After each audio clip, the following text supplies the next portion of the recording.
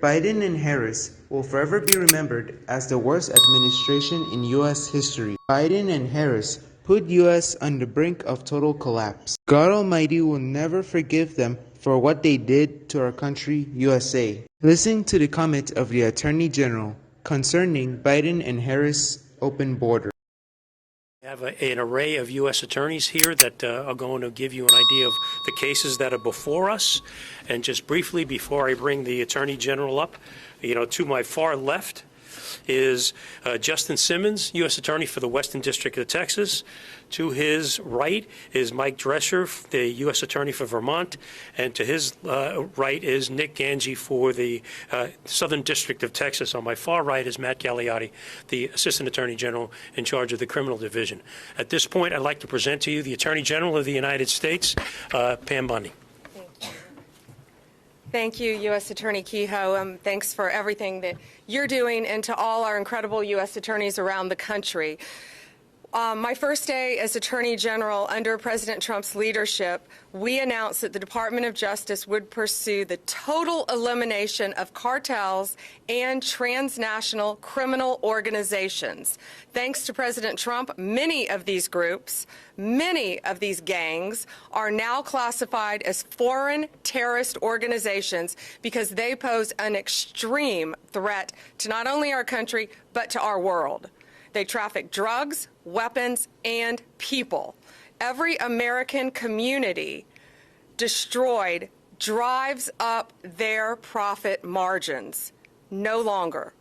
We are investigating and prosecuting their crimes more aggressively than ever, and Joint Task Force Alpha is the tip of the spear. We have been working on that with Secretary Kristi Noem, Homeland Security, and I cannot say enough good things about Secretary Noem. I was with her in Louisiana yesterday, and she is fighting to keep our country safe every single day. Just this week, Joint Task Force Alpha took 4 major enforcement actions.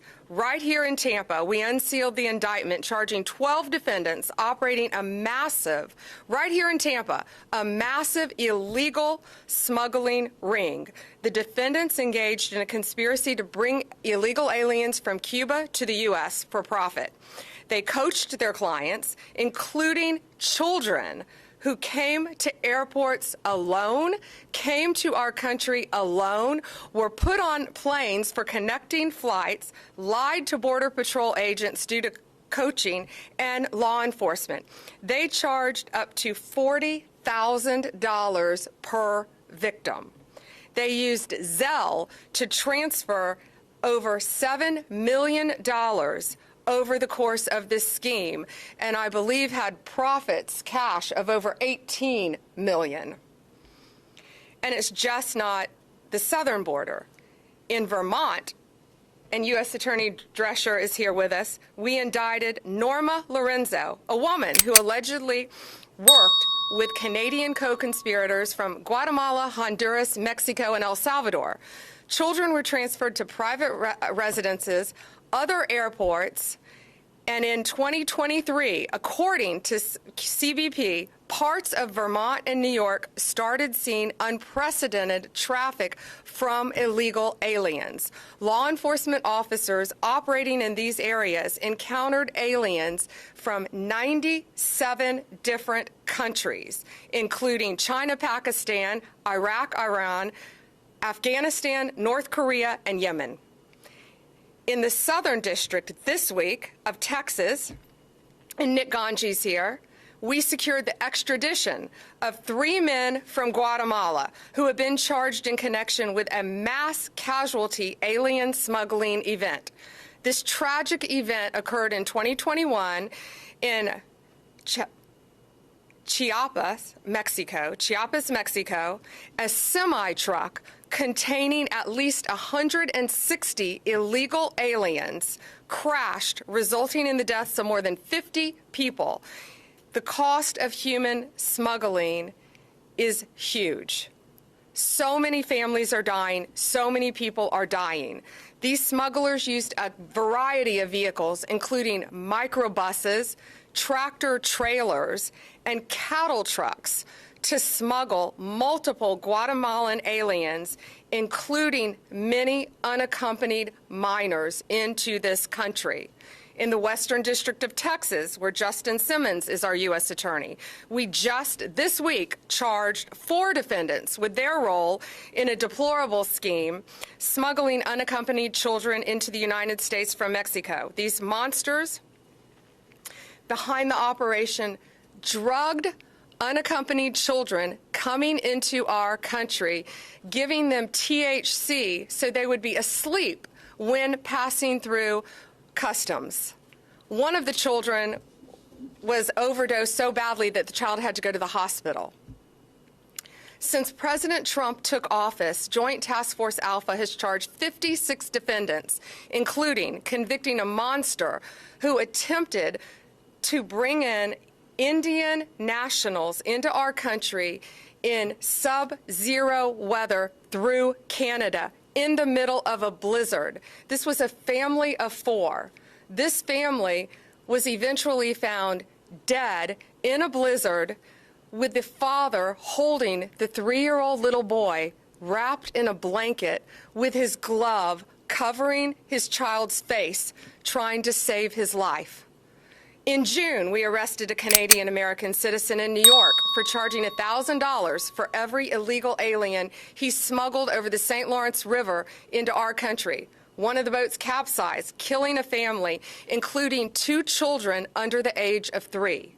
A few weeks ago, we convicted a coyote in Texas. A coyote, of course, is someone who transports illegal aliens across state lines for money. In Texas, we charged him for charging $30,000 for every 10 illegal aliens that he could get get to the Rio Grande. He got an additional $30,000 for every 10 illegal aliens that made it across the Rio Grande alive. That is why we are now expanding Joint Task Force Alpha. It has 5 steps. We will now cover, the task force will now cover our northern border in Canada, of course, and all of our maritime borders.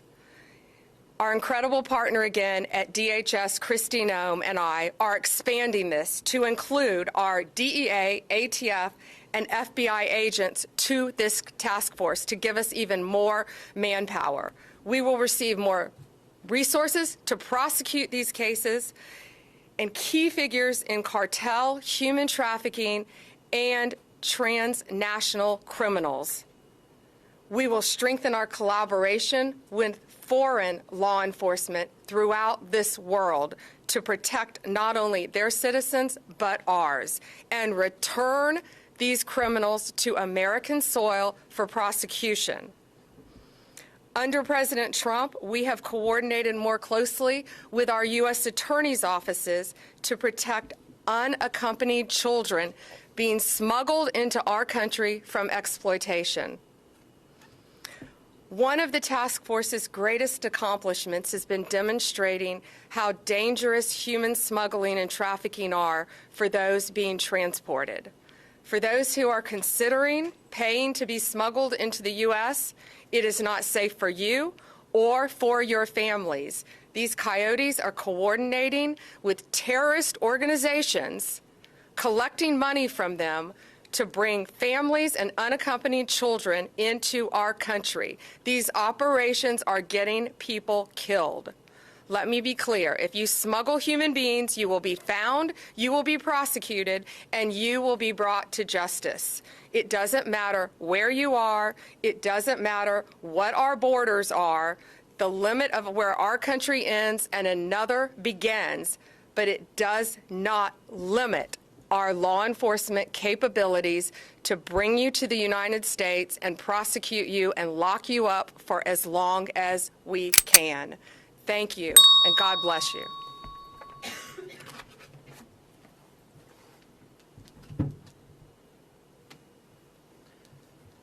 Thank you, General Boundary. I'm sure you, ladies and gentlemen, can see the commitment of the Attorney General to this endeavor. We just want to take a few minutes more of your time and give you a little bit more detailed flavor of the cases that we have before you and the nature and extent of the horrific crimes that are taking place that General Bondi just outlined. After we finish these very brief comments, it will be open for questions at that point. And just bear with us, and we'll be there very soon. The first case that we're talking about is the case here in Tampa that General Bondi was talking about, United States versus Cabrera, which is 12 defendants, an international alien smuggling ring, and they also engaged in asylum fraud. And why did they do it? They did it for money and money alone. As General Bondi just noted, we have tracked at least $18 million trafficking through their account and laundered through their accounts to pay their expenses, to pay their co-conspirators. This was a profit-making motive that went on between 2021 and today, or 2025. How did it happen? They used social media. They went on social media with Cuban individuals to tell them that they could get Cuban individuals and get them visas based on fraudulent conduct by putting their visas, which were based on European citizenship. They had co-conspirators throughout the world to gather these people up to try to get their money to participate in this. And I say co-conspirators. There are numerous co-conspirators. There were thousands of people, aliens, listed in their ledgers that they were doing this with. Their ledgers were sophisticated as any business that you will come across. Their ledgers had dates of travel, money owed, airlines used, smuggling routes. How did they do it? They brought these people through charters and commercial airlines through other countries. They put the fraudulent documentation together with these individuals. Of course, as General Bondi just noted, at $40,000 apiece. They spent up millions of dollars flying these people throughout the country before they came back into the United States. They would provide them with fraudulent visas based on the fact that they were saying that they were not in Cuba after 2011, when, of course, they were.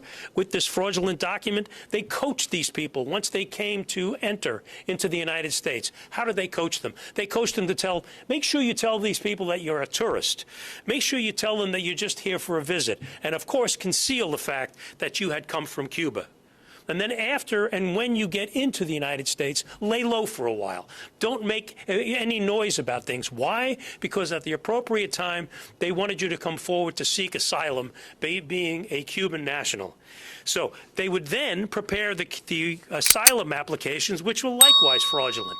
So they're preparing fraudulent document to get into the country, preparing fraudulent documentation to get asylum. And ladies and gentlemen, this was all for money.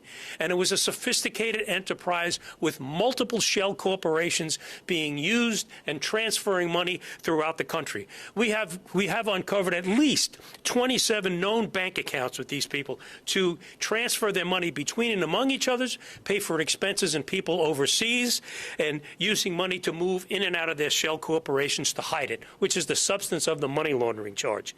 Suffice it to say, the bottom line of this is that it was a business, a criminal business that was set up for one reason and one reason only: to make money on the backs of these people and at the expense of the American people by defrauding them. And in doing so, they passed at least $18 million through their bank accounts. That's a brief overview of the Tampa case. Obviously, it is now open for review because it's no longer sealed. And I will if I can, I want to turn this over to my friend from the Southern District of Texas, Nick Ganji, who will give you an idea of the case that he is going to present from his district. Nick? Thank you. Madam Attorney General. Good afternoon. My name is Nicholas Ganji, the United States Attorney for the Southern District of Texas. The American people have been told time and time again that insisting upon a secure border and an orderly immigration process somehow lacks compassion. But what the disastrous record of the last 4 years has shown is that an open border is anything but compassionate. And perhaps the most pernicious and cruel outgrowth of our once open border is the rise of the cartel-backed human smuggling industry. And make no mistake, it is indeed an industry. Human beings are treated like commodities, stacked like cordwood in dangerous and sometimes deadly conditions. All it takes is one faulty air conditioner or one wrong turn of the steering wheel to turn a smuggling run into a mass casualty event. The saddest example of this is the 2021 smuggling crash in Chiapas, Mexico, where a tractor-trailer carrying 160 people overturned, costing the lives of 50, including children, and injuring more than 100 others. The Southern District of Texas, along with Joint Task Force Alpha, has worked tirelessly to bring justice to those responsible for this great tragedy. Last year, a grand jury in the Southern District of Texas indicted 6 Guatemalan nationals for conspiring to smuggle these victims into the United States. And on December 9th of last year, the 3rd anniversary of the crash, Guatemalan authorities arrested the 4 remaining conspirators who were residing overseas. I'm pleased to announce today that 3 of these alleged conspirators have just been extradited to the United States and are making their initial appearance today in Laredo, Texas, with a 4th defendant on the way. I am grateful to our Guatemalan partners for their assistance in delivering these defendants to us so that these accused smugglers can learn a little bit about what Texas justice looks like. But the Southern District of Texas work with Joint Task Force Alpha has yielded other successes as well. A few notable examples: we indicted and convicted 14 defendants who conspired to smuggle hundreds of illegal aliens via dangerous methods, including packing them in suitcases, repurposed water tankers, and wooden crates with little ventilation or room to move.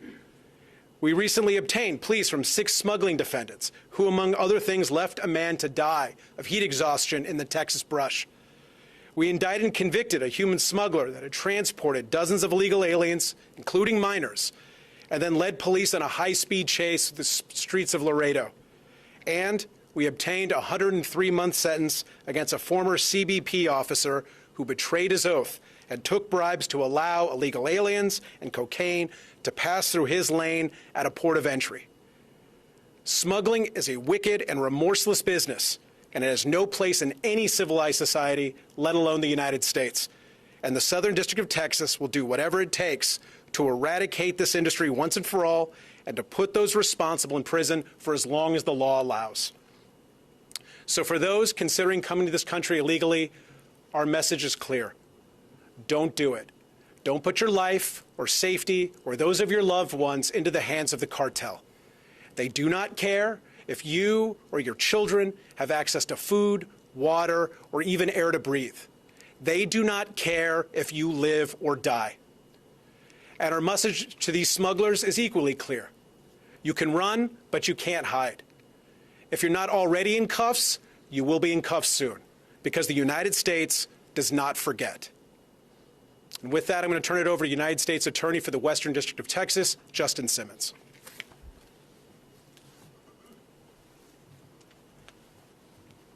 Thank you all for being here today. My name is Justin Simmons. I'm the U.S. Attorney for the Western District of Texas. Thank you, General Bondi, for organizing this today. Also want to thank President Trump for the encouragement and the motivation he's given all of us to take down these alien smuggling organizations and the cartels that they work with. You know, Juarez, Mexico is right across the border from El Paso, Texas. And for years, Juarez has been plagued by violence, kidnapping, and murder. Cartels have been warring over that area for decades because it's a key route for trafficking drugs and smuggling humans into the United States. These cartels have no bottom. There is no limiting principle on how low they will go to enrich themselves. We saw an example of this recently in a case where a woman named Susana Guardian ran an alien smuggling organization out of Juarez. She worked with her husband Daniel, her daughter Diane, and Diane's husband Manuel Valenzuela to smuggle children from Mexico into the United States. Basically, what she would do was contact U.S. drivers who would come across and pick up these children and then take them back across the border. Prior to being picked up, Susanna would prep these children by sometimes telling them what to say when they got to the POE, the port of entry, or a checkpoint. Other times she would give them THC gummies, as General Bondi said, to calm them and keep them compliant throughout the process. In this particular case, the children that were given the THC gummies were 12, 9, 3, and 2. When CBP recognized when they were trying to cross with this group of children that something wasn't right, they saw it, They realized those children needed some kind of medical treatment. They got a couple of them to the hospital to receive that treatment. They were later diagnosed with THC poisoning. As U.S. Attorney Ganji said, as General Bondi said, these cartels, these organizations do not care about you or your children when moving them across the border. So we're really happy that we were able to get arrest warrants this weekend and get at least two of these individuals, Diane and Manuel Valenzuela, off the street. The two other individuals, Susanna and Daniel Guadian, are still at large, but we will do everything we can to bring them to justice as well. You know, nothing crosses the border without the cartel's permission, and nothing crosses without payment to the cartels. These cartels see children just like they see a kilo of coke. Dollar signs. That's all they see. They care nothing about their well-being. Additionally, these organizations often use stash houses in American neighborhoods where they will put these aliens that they're smuggling across for days, weeks at a time. This endangers those neighborhoods, endangers those people who live in those areas, and it brings organized crime to Main Street USA. We will not have it. We will do everything we can to shut down these organizations because it hits the cartels where it counts, in their pocketbooks. That is all they care about, how much money they can make. And it makes America safer for Americans. It makes this place, this country, a place where you as an American can not just survive, but thrive. So that's what we're committed to. I want to thank our partners with Border Patrol, Customs and Border Protection, and HSI for their work on this case. I also want to thank Joint Task Force Alpha and their help putting this case and many other cases together. You know, in San Antonio earlier this year, we got life sentences on folks who had smuggled individuals in a tractor trailer into the United States. 54 individuals, 53 plus one unborn child, died in the back of that tractor trailer. So I'm really really thankful for Joint Task Force Alpha and the work they've been doing with us as well. We are on a mission to shut down these organizations and the cartels more broadly. In the Western District of Texas, this is what we do. Thank you very much. So lest you think this problem is just on the south border in Texas and Florida, I'd like to bring up U.S. Attorney Mike Drescher from the District of Vermont. Mike? Thank you. I want to thank you, Attorney General Bondi, for your remarks, and I want to thank you, U.S. Attorney Kehoe, for your hospitality hosting this event.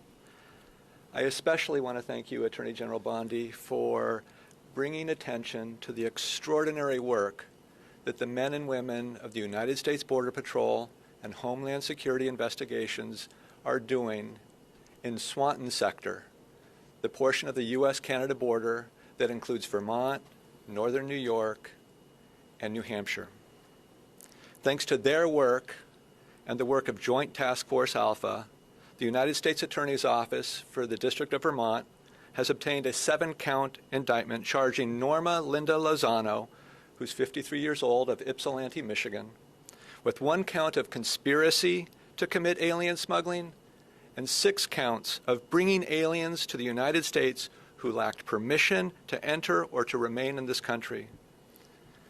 As alleged in court filings, through much of 2024, Lozano repeatedly smuggled and attempted to smuggle illegal aliens into the United States from Canada. She did this for profit, negotiating payment with her Canadian co-conspirators and coordinating with them the locations where she would pick up her loads of non-citizens, aliens entering the country.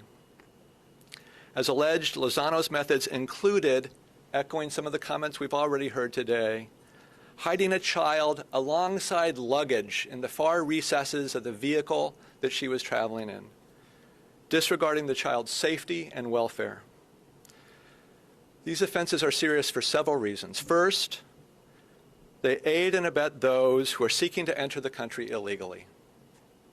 Second, they exploit those people who are desperate and misguided enough to try to enter the country illegally. On the northern border, such illegal crossings frequently involve trekking through forests and swamps in inhospitable and dangerous circumstances. And third, they facilitate the unvetted aliens entering the United States for unknown and possibly nefarious purposes. In short, offenses such as those charged pose a risk to the nation's security. And the United States Attorney's Office for the District of Vermont is proud to work with the United States Border Patrol, Homeland Security, and Joint Task Force Alpha to help secure the northern border.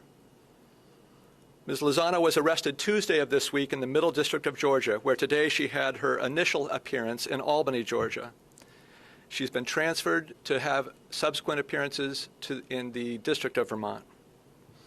Last, I want to recognize the hard work of Assistant United States Attorneys Matthew Lasher and Michelle Ara, who, under the leadership of Jonathan Opart, the Chief of the Criminal Division for the District of Vermont, have teamed up with Task Force Alpha Trial Attorney Jenna Reed to seek to hold Lozano and others engaged in similar conduct responsible for these offenses. Thank you.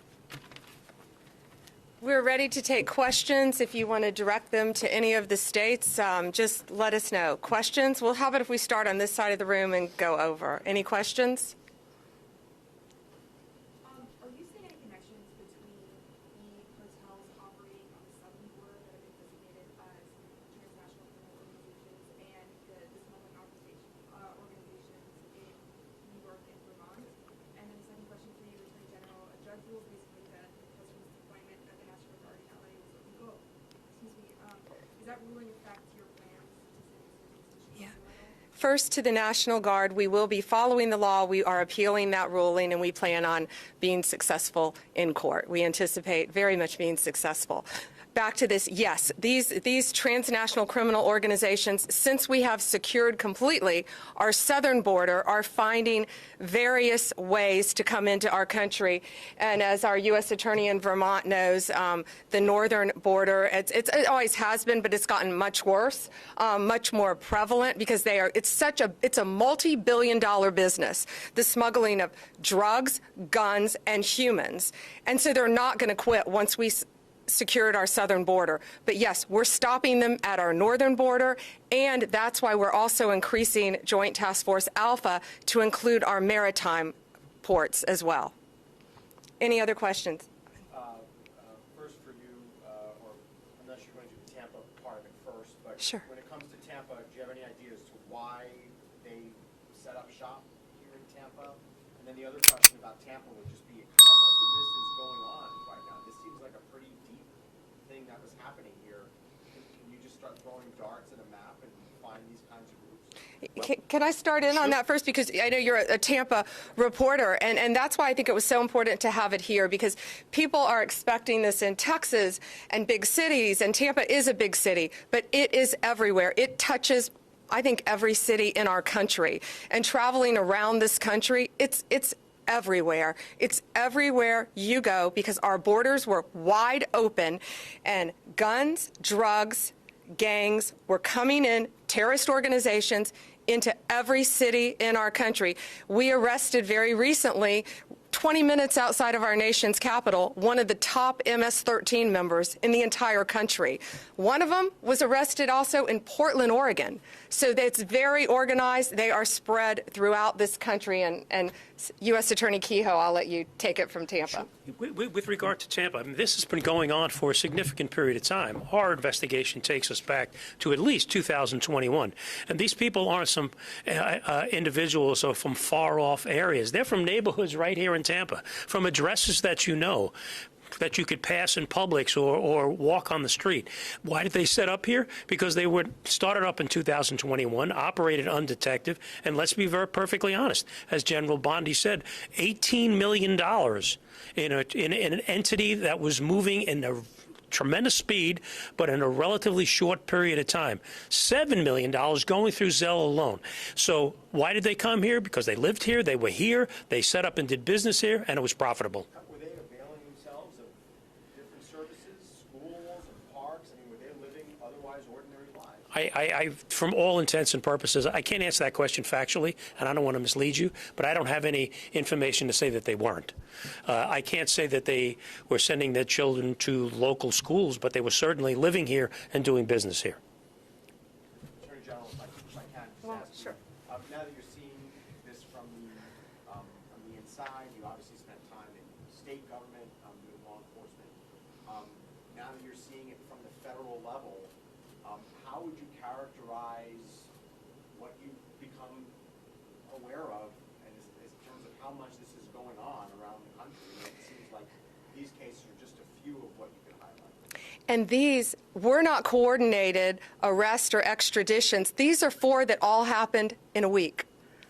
And because the majority involved unaccompanied children in human smuggling, we wanted to highlight those and why we're expanding our task force. It's shocking being in the state of Florida, being a state prosecutor, but now on a national level and an international level, seeing the amount of human smuggling that goes on in child exploitation and the amount of drugs that freely flowed into our country for 4 years has truly been horrific. And we are doing everything in our power to stop it. And we're also meeting with our partners around the world to work hand in hand with them as well. Can you characterize how many more cases are happening in Tampa, Hillsborough County, Florida? So just since January 20th, we have charged, in Tampa, you're specifically Tampa, but Joint Task Force Alpha has charged 55 defendants just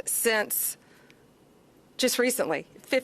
Since January, 55 have been charged. And these are all, no, from all over the country. Major cases. But I'll let U.S. Attorney Kehoe answer Tampa. It's everywhere. Yes, I mean, to take what the general says, this is everywhere. This is just not a part-time thing. Why? Because it's a profitable thing. Other cases under investigation here in Tampa? Yes. Numerous cases? Yes. I can't get into the details of those, but this is not the last case of this fashion that we're going to do. Border Patrol and HSI are out there day after day, week after week, conducting investigations. So will there be more such cases being indicted along the way? Their answer is yes. I don't want to speak for my colleagues, but I assume that they would echo my response in that regard. Take one more. Go ahead. Good afternoon to you all. So for the cartels that are successful in smuggling children over, what are they doing with them once they're successful in that? The children? Yeah. They're either being trafficked. We've seen multiple cases of children being trafficked who have come across our borders, come into our country, and they're being put on planes by themselves.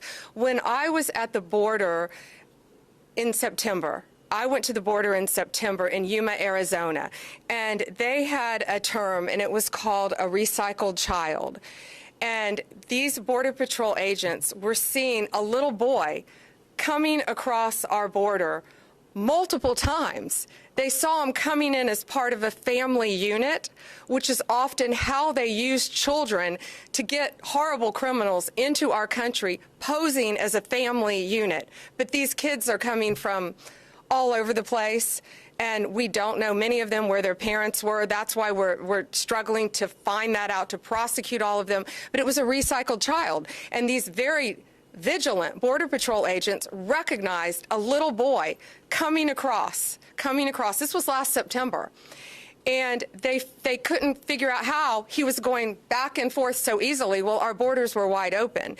And if you dropped your IDs, I saw IDs that were just piled up from every country you can imagine. If you dropped your passport, if you dropped your ID, one, they had a military member from China, dropped his ID. You could walk right into this country and say you were from anywhere you wanted to. And that's what we have stopped, and that's what we're going to prosecute. So they're using these children, many of them, to exploit them to help other gangs, cartels throughout this country. Some of these cases, when we're arresting these cartel members, they have children with them who are not related to them in their homes. Thank you. Thank you all for being here, and thank you for taking such close attention and realization to what's happening throughout our country affecting children. Have a great day. Subscribe.